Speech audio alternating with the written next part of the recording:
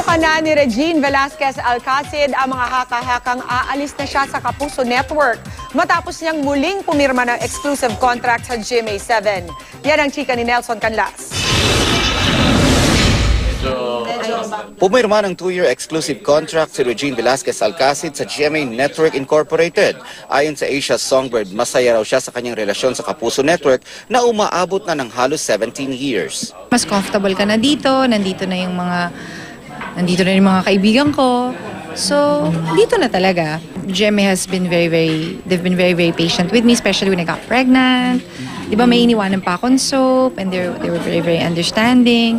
And up to the time na I gave birth, I was not pressured to do anything that I cannot really do.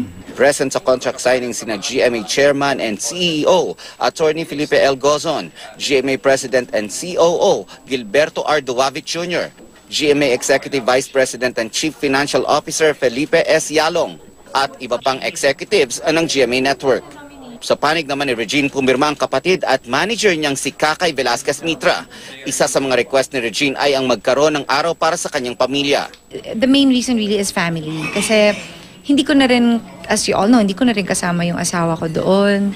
So, Sunday is probably the only time we can be together. Ang Kapuso Network naman, malaki raw ang tiwala sa premyadong Songbird. We are really very happy na we have together renewed our relationship. Dahil alam mo naman, isa sa pinakamagaling talaga yan si Regine. Hindi lang concert queen yan. Hindi lang Songbird yan.